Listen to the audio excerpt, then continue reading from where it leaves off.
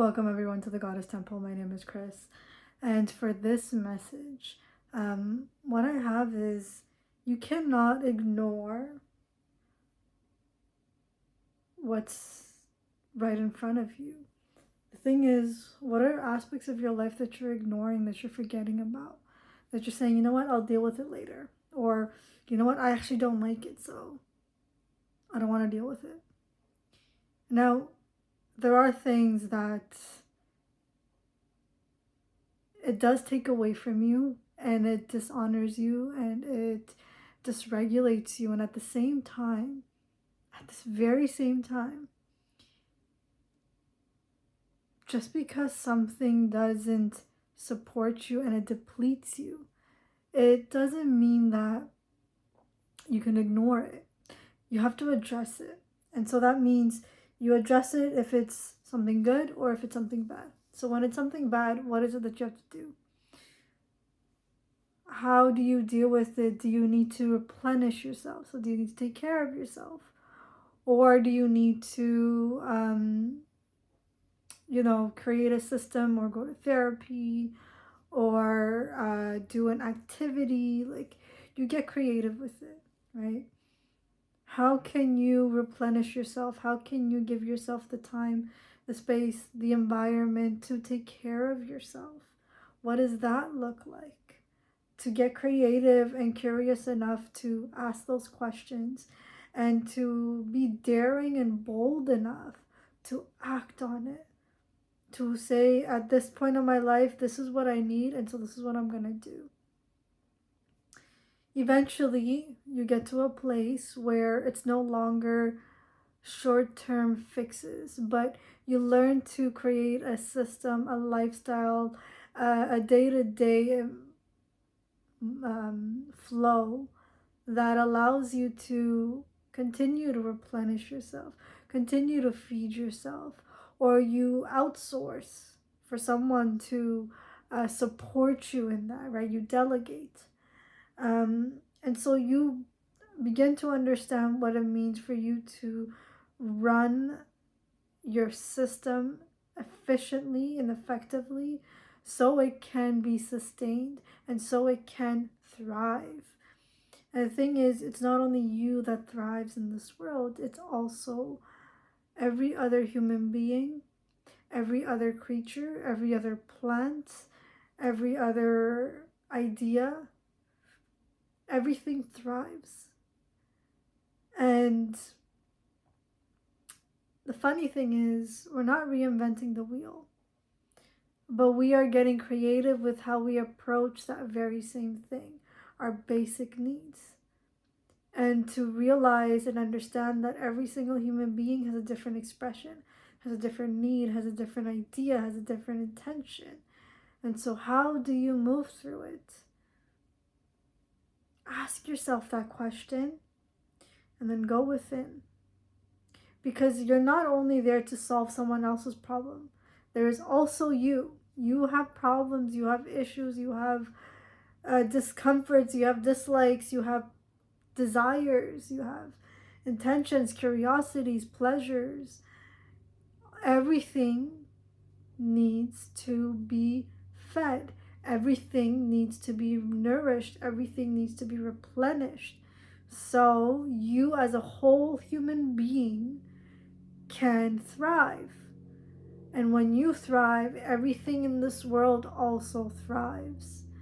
And you come up with ideas, and you get an inspiration to go lean in and do this with someone else, right? To start a project, to start something so you can also feed yourself, so you can make money, so you can create your abundance and your wealth, because your abundance and your wealth also allows you to replenish you, right? For you to also be operating from a place that can hold abundance and overflow of something, that means that you need to create a system where that system overflows into you. And that gets exchanged. This is how it becomes passing on a good deed, right? right? That butterfly effect, the chain reaction. This is what that whole concept is. And so it's important and it's vital for you to replenish yourself, whether you are feeling damp and weak to feeling um, abundant, and you have to continue to move through. If you're feeling abundant, it's how do you ensure that you create a system that allows you to do that, continue to do that? Is it that a certain type of food that helps you to stay abundant? Is it that monthly date night that you have with your partner that replenishes you? Is it that every yearly get together with your group of friends that replenishes you, and that everyone takes care of their needs, and it's just you and your friends that come together so you can be nourished, right? So you can come together in celebration to nourish each other and share your joy, share your triumphs, to be in community. What is the village that you are building and creating? What is the environment, the society, the borders, the lands that you are feeding? How are you doing it? To extend yourself to the extent that you can. Don't overdo it. Don't overly extend because someone else is doing it, so you must do it too. No, none of that. There is a way that you do it in a way that also allows you to give and show up in abundance. And for you to understand what that is, it's not only just to look on the outside and understand what the borders are and what the the inspirations are, but it's to also reflect back inwards and to see, well, how do I want to do it? To actually ask yourself, to get curious enough to ask yourself, how do I want to do it? How do I want to build it and create it? I don't want to copy someone else. No, no, no. But how do I get to that point? What do they see and how do they operate, and how do I do it too? Because that looks like a lot of fun. How does that work? How does that click? What is it that they're observing and building that I want to build? Right? This is an entrepreneur mindset. This is also a in other words, it's also a feminine way of thinking and being. It's also because you're going inside, right? You're going within. When you go within to ask yourself and reflect, come up with creative ideas, creativity, it's actually a feminine form of expression. It's the feminine expressing within you. Doesn't matter, this goes beyond the body.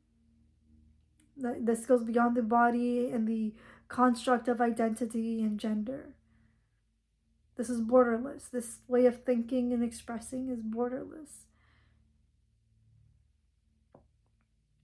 So you cannot revere creativity and not revere a woman, or not revere a person that has a certain body type. You cannot disown one to revere another aspect of it. You can't, because they're both vital. They're both vital for existence. They're both vital for creation. And it's all needed so you can create, so you can thrive, so others can thrive too.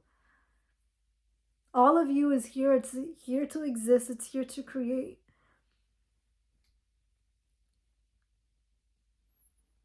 And it's important. It's very important. It's important because it's the natural expression of what it means to be human. You know how we look outside and see the trees, change, and they gives oxygen, and it also takes up carbon dioxide, right? All of the way that the tree is, during the winter season, the leaves fall, or depending on where in the world that you're in, like every tree looks different, every form of tree looks different, and the fruits, it actually bears fruits, right? It buds and it grows and it replenishes. It also requires water. Nature does her thing and she feeds when it's necessary. And there's always this unconscious and yet conscious way of communicating. It rains because the earth says, or the trees and the plants say, hey, I could use some nourishment here. And there's something that happens. And of course, there's science that backs it up and that understands these theories, understands these concepts. And the same thing for humans. There's so many humans that just live just cause, and then there's so many that purely love understanding how the brain and the mind works, to others that love understanding the way just the body works, to others understanding the way that the spirit works. And how do you get in touch with this aspect of the body, of the self that is intangible? How do you recognize it? How do you listen to it? And so what it means to be human is being curious, being observant, and just as much as nature around us communicates so we can thrive. The same thing with humans. We're in a world right now where there's so much self-development that's put out there, and all of that is so we can thrive, because we are understanding that there's in just ways that life has been shaped, that there's too many people that are so quiet and freeze and don't move, right? Freeze and fawn, because one, it's just the way that the body operates, and second, it's in response to an overwhelm, and to some degree an overwhelm, a harm. It can be from a good thing or a bad thing, that's irrelevant. The body just responds in that way. And so how do you move through that? How do you teach not only the people that have the capacity to learn it, but also the ones that don't? How do you teach them to also support and nourish and move through this world and to thrive? It's not just favoring one aspect and one quality over the other. It's wonderful that those aspects are there, but how do you not ignore the parts that are weak, the parts that are not thriving? It's not all or nothing. There is a middle ground that helps to replenish both, that holds space for both to exist. What does that middle ground look like?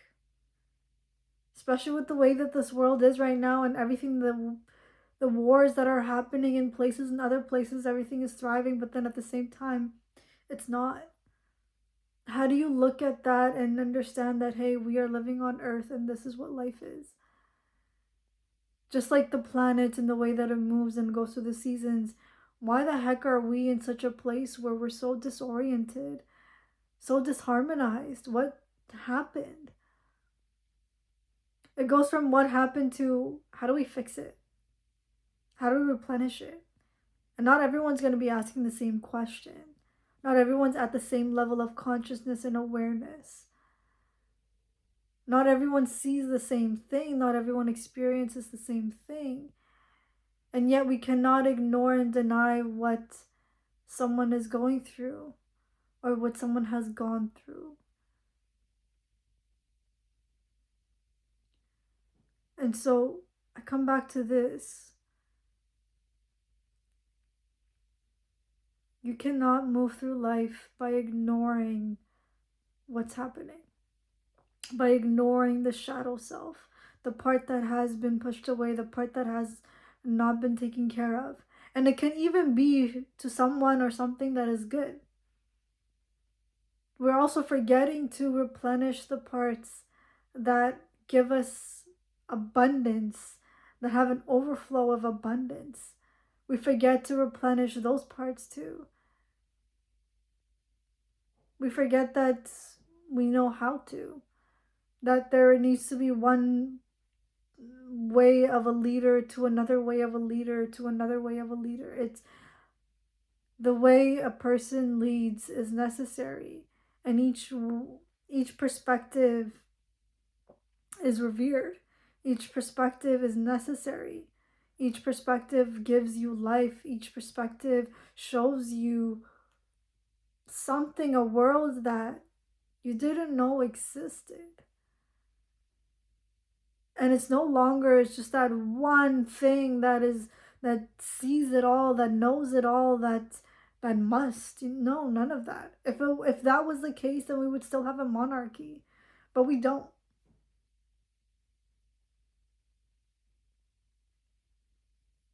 I mean, that can be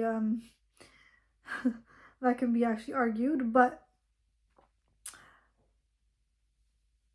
these ideas and concepts of the monarchy was necessary. It still is. And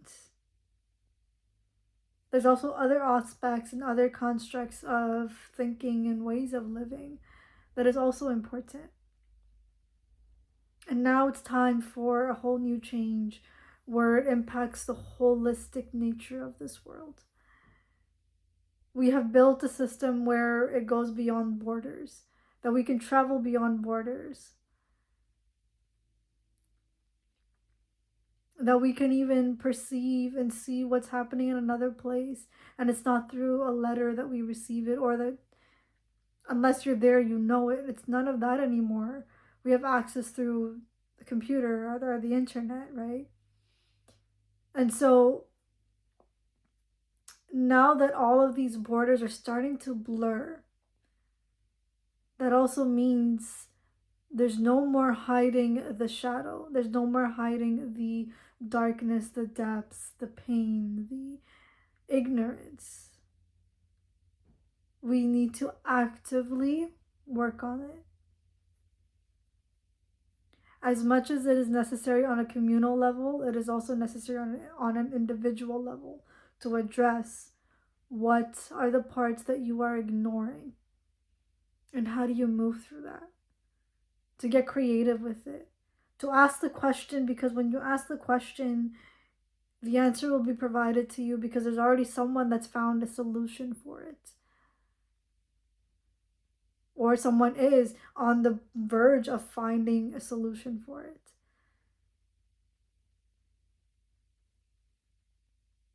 If there's a problem, there's already a solution. And if there's a solution, then for sure there's a problem. Both cannot exist without the other. Because if that's the case, then everything becomes potential and it becomes space and emptiness. And so you move through these little places and you move through these ideologies. So truly come to a place where you understand what it means for you to address and take care of the places that you have been ignoring. Because you also understand with knowledge, with wisdom, with teachings, with basic norms, that you cannot ignore certain ways of being, certain ways of existing. You can't ignore it anymore.